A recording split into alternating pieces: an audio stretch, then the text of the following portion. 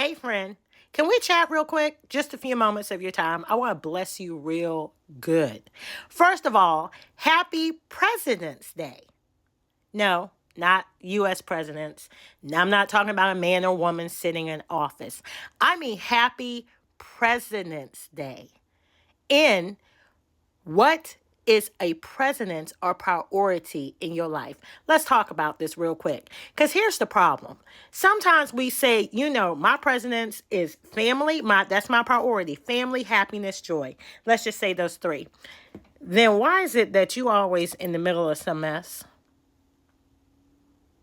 Ooh, it's tight, but right. Listen, you can't say that something is a priority in your life, but all your actions are the exact opposite.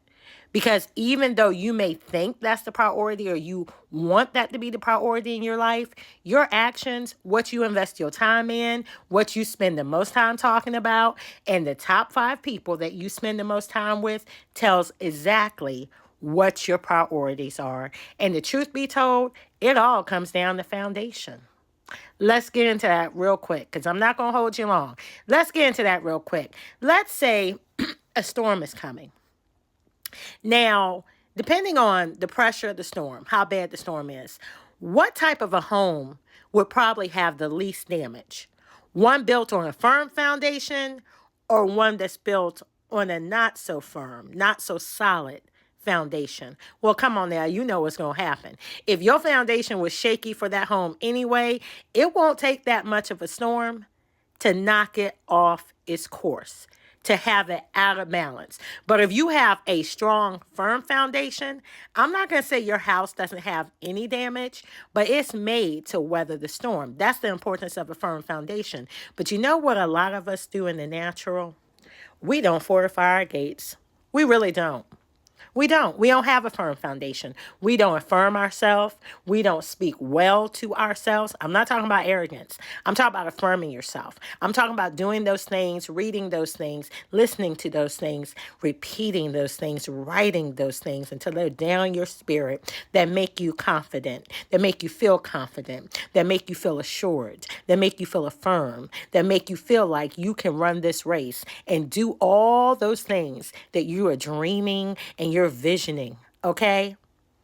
But if all you do, because life be life, honey, there's always people that are going to try to talk down to you, try to make you feel less than. They do comparison. And you know what? Everybody has doubts and some insecurities.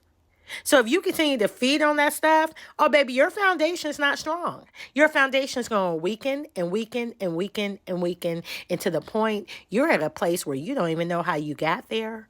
And you're so far away from your dreams. If that is you, let me encourage you and tell you this. It is time to fortify your gates. And the truth be told, the majority of us need to do that. How do you talk to yourself? When you have this vision and it's something you're like, this is my year, I'm going to make this happen. Or maybe it's something you've been struggling with for a while and you're like, you know what? Enough is enough. I am going to finally conquer this. What's the first thought that comes to your mind? Well, girl, you said that last time.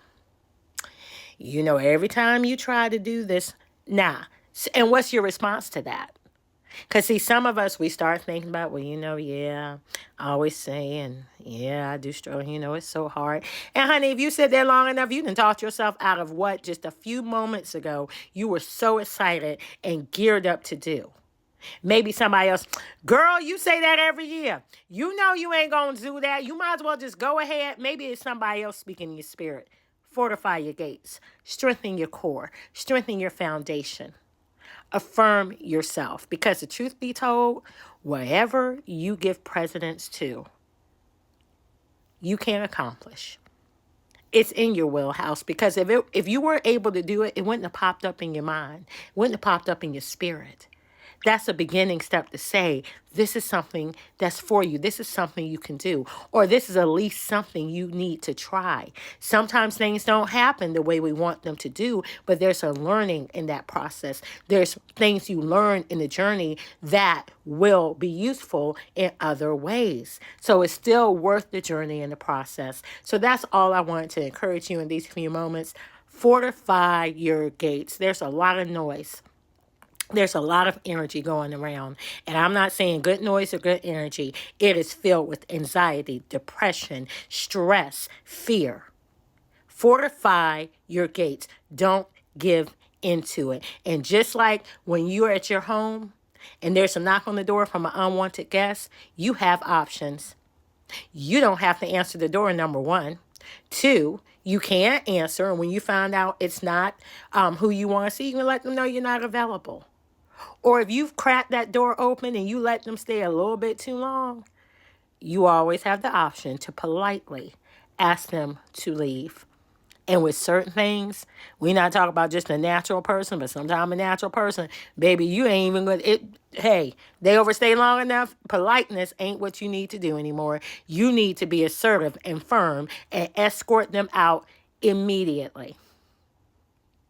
Happy President's Day.